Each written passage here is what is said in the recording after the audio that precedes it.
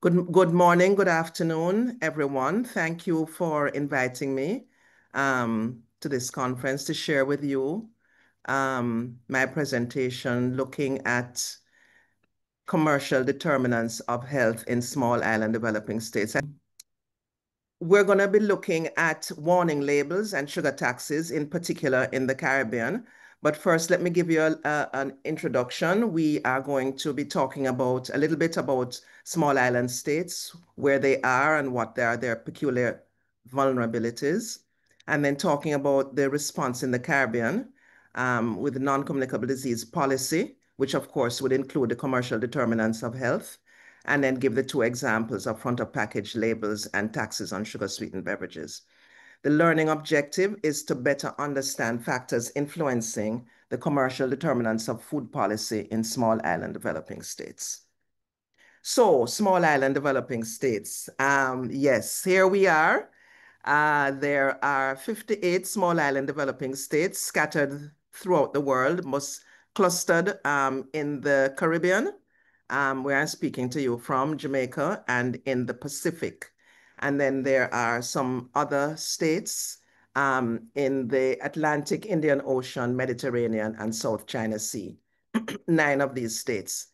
38 of these islands are full independent countries and are United Nations members, and 20 of them are still colonies.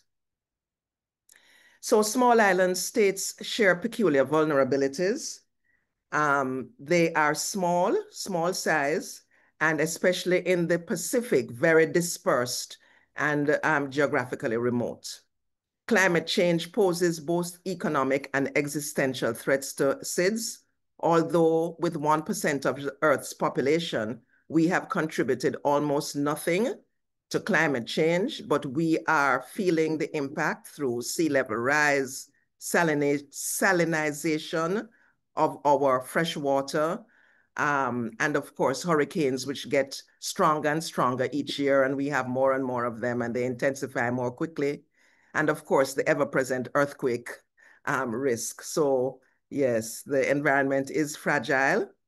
SIDS are also vulnerable because they have small, undiversified human resources and economies. So what I mean is that, for example, you can have an extremely wealthy country. Bermuda is in the top 10 countries globally for per capita income.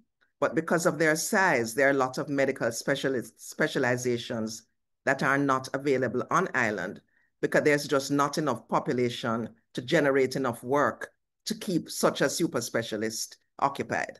So regardless of your income, you can't get that service in Bermuda. So you would have to leave to go somewhere else. So these are some of the issues with small island states. And of course, the economies are also small and often undiversified. Many depend on tourism. We have large recurrent costs because we are running a whole country with just, taxation from few people. There's a lack of economies of scale, and this shows up very much in the agricultural sector, in other sectors as well. So that often it is cheaper to import tomatoes, say, for example, from Florida, than to grow them here because the marginal cost in Florida is very little, and the economies of scale we don't have here. For some countries, there's a large debt and narrow fiscal space for development, and I mentioned single industry, sometimes tourism. Also, there are higher levels of economic vulnerability in SIDS than in larger countries with comparable income levels. So you may have a small island developing state and a larger country that are both classified by the World Bank as high-income countries. Half of the countries in the Caribbean are, mainly due to tourism. But that high-income country in the Caribbean and a large mainland high-income country cannot be compared in terms of vulnerability because one hurricane can wipe us off the map. I mean, literally take everything standing, and it has happened. Islands have had to be evacuated and things like that. So the vulnerabilities definitely need to be considered. In terms of non-communicable disease vulnerabilities, small island states have the highest rates of obesity and diabetes globally. There is a high import of food, and the World Trade Organization requires us to have free trade and to allow unhealthy food into the countries. And although many countries have food security in that they have, enough money to pay for the food, they lack food sovereignty in that they don't have any decision making over what appears on their shelves. That is left to marketers and to the private sector to determine what is sold in many of these countries. So the result is a high and rising prevalence of both obesity and diabetes, in hypertension in adults and in children, and an increasing unhealthy diet. We have relatively high levels of disposable income, busy lifestyle, convenience, price, we know all of that. In the Caribbean, a lot of our television is United States cable television. So there is full penetration of all the fast foods advertisement that we see here in the region. And plus, when the tourists come, they like to see McDonald's or Burger King. And so both the tourists and the locals are eating at big food and big drink outlets. Of course, not to forget the very important issue of aggressive marketing from big food and big soda. And of course, if they spend $1 million marketing, it's because they expect to get $2 million in additional sales that they would not have gotten but for the marketing. So they are actually driving overconsumption with their marketing. So we know the commercial determinants of health, these multinational food and beverage companies, which promote overconsumption of highly processed, unhealthy food and sugary drink for profit. And like tobacco, marketing has shifted from high-income countries to developing countries like in the Caribbean. And we see the link between the food systems and the high burden of NCDs in small island states. You see increases in overweight and obesity for men and women in the Caribbean and Pacific.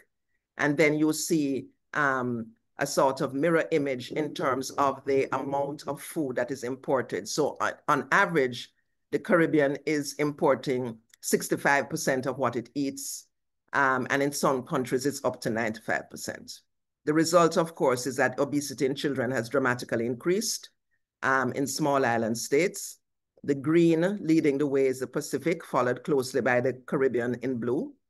And in adults, this translates into a very high risk of dying prematurely from the main NCDs. So in the Caribbean, 40% of our NCD deaths take place in people below the age of 70. So, people in their 40s and 50s are dropping dead of heart attacks, whereas in many high-income countries, it's people in their 70s and 80s that are having these kinds of problems. So you see that the Caribbean has the worst profile for premature mortality in the region of the Americas. And our leading causes of death, ischemic heart disease, stroke, and diabetes. Males and females consistent between 2000 and 2019. There have been a few movements on the chart. HIV mortality has gone down. Interpersonal violence has gone up, etc. But the message in this is that non-communicable diseases are causing premature mortality in the Caribbean. So in response to this disease profile, the heads of government in CARICOM met in 2007, and this was the first time that heads of government were meeting about non-communicable diseases. Previously they had met about HIV and so on. But this was the first meeting of heads of governments around non-communicable diseases. And in 2007, they issued the Port of Spain Declaration, uniting to stop the epidemic of chronic non-communicable diseases. With its global resonance, this declaration paved the way for the 2011 UN high-level meeting on NCDs. And in September of this year, we will be having the fourth in that series of meetings. This is a photograph of the heads of government in the Caribbean that met in 2007 to launch this declaration. And only one of these gentlemen, you will notice, is still in office. Bottom right hand, Ralph Gonzalez from St. Vincent and the Grenadines, still in office. And I'm very happy to tell you that at this present time, we have Kamala Bissessar in Trinidad and Tobago, who is our lone female prime minister at this time. But we are making progress. So NCD policy priorities in the Caribbean, we know that we have to have policies that will influence the environment because yes, people need to do their part, but the more important part is the environment in which they live. And so policy needs to massage and shape that environment. And it needs to be at the population level, and it can be powerful, sustainable, scalable, and achieve broad impact. In the Caribbean, our population policy priorities include elimination of industrially produced trans fat, which is a whole case study, which I could have done, but I did the other two instead. Taxes on sugar sweetened beverages and front of package labels, which we'll talk about some more. Tobacco, we have made good progress. Many countries have smoke-free public spaces and graphic warning labels, not all, but some. And of course, taxes are very, on tobacco and alcohol, are very popular. Although with alcohol, we produce sugar and rum in the Caribbean. So we have a kind of dual relationship with alcohol. So having issued the Port of Spain Declaration, the heads of government, we, the University of the West Indies, created an one-pager grid that the countries filled out annually between 2008 and 2019, and then 2 yearly since COVID to the present time. And what it does is that it outlines the different policy objectives of the declaration, and then it scores countries, red, gray, or green, depending on how well they're doing. And from this, you can see the big red blob in the center is around nutrition and healthy eating. That's the area in which we are weakest, and I suspect most are weak as well. So the heads of government met again in July 2016, and the University of the West Indies presented a formal evaluation report on the implementation of the Port of Spain Declaration. And the heads issued a communique at the end to say, at the 10th anniversary of the historic Port of Spain Declaration, we recognize progress has been made, but that progress was variable, and there needed to be a more holistic approach. In that regard, they pledged to address issues such as banning of smoking in public places, so extend that ban because it is in some places. Trade-related issues, which is what we're going to talk about a little bit about the front of package label, because Ministry of Trade was front and center with that one. The banning of advertisement to children has not happened, and elevating taxes. They said sugar, salt, and trans fat, but so far we have only done taxes on sugar, and we'll talk about that in a second. So the commercial determinants of health, you all are probably very familiar with this diagram that shows the companies that are now feeding the world. So for the first time in history, I believe, many populations are eating food that is made for profit. And food that's made for profit is very different from food that your grandma cooks at home. And these countries are huge, very influential, and actually influence government policy, as you can well imagine, because they pay taxes and they support political parties. So anyhow, let's look to see what happened with front of package labeling in the Caribbean. So globally, there are a number of countries that have mandatory or voluntary interpretive labels. So these are labels that low literacy persons can more easily use. So like the black warnings that started in Chile, just say high in fat or high in sugar. There are many versions of labels globally. There's lots of discussion as to, the best one, the worst one, whatever. I think part of that is that some people are looking at them as warning labels, and some people are looking at them as nutrition labels. And for public health, it really is about the warning to say that this food is not a healthy food. So anyway, they have been being implemented. And in the Caribbean Regional Organization for Standards and Quality, which is a Caribbean community arm, is the organization that would propose regional standards. So CARICOM is made up of 14 independent countries and 6 dependencies, UK overseas territories. But in the 14 independent countries, each is sovereign. So they make their own rules and they do their thing. But the Caribbean community attempts to assist that process by sometimes, creating a regional standard, and then countries can decide to implement that. So with the CROSQ, we were recommending the black hexagonal high in sugar, high in fat warning labels. It was proposed, it went to the countries, and after vigorous opposition from industry, it was not accepted. In fact, it went twice.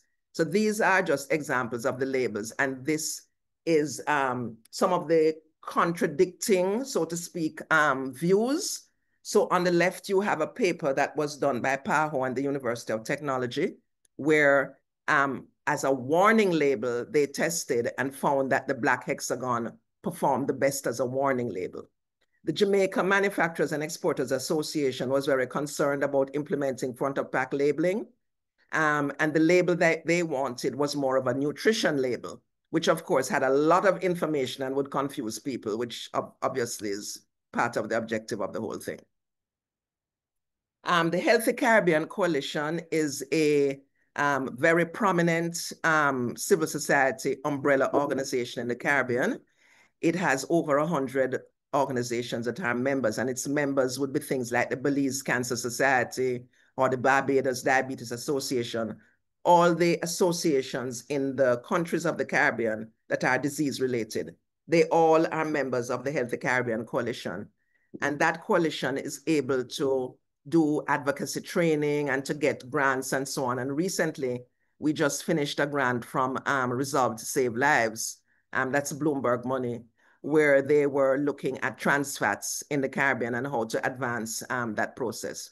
So this slide, of course, I'm not going to go through, but it is just showing you all the different moving parts that were in play for the front of package warning label in the Caribbean. And the length of time between 2017 and 2025, and in the end, it was defeated. But life is like that. You have to, as we say in the Caribbean, wheel and come again. You have to try again because we can't give up.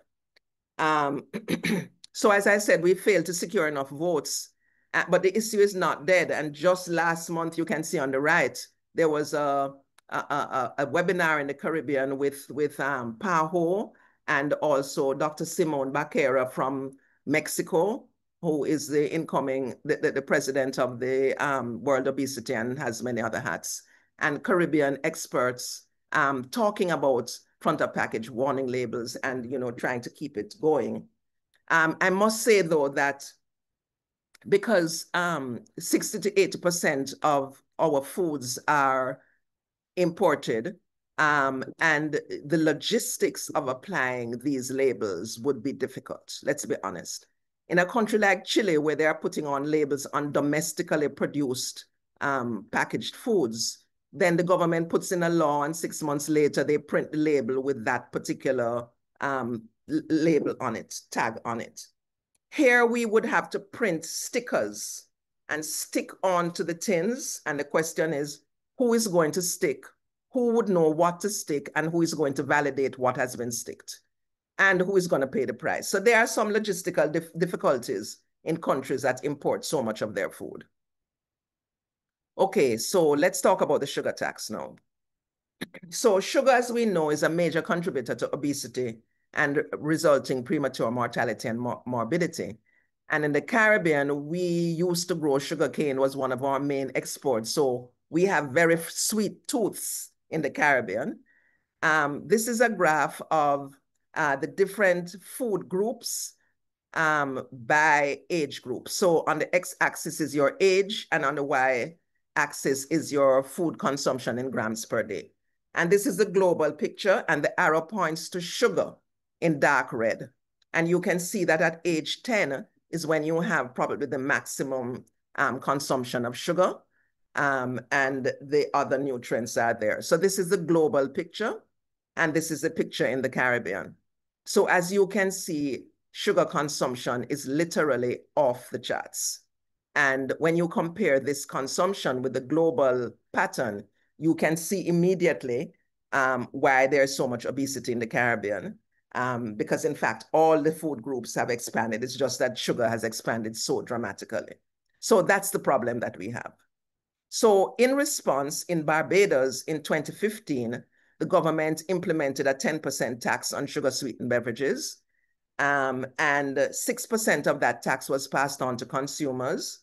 And this was associated with a 4% decrease in the sale of sugar-sweetened beverages and an 8% increase in the sale of water.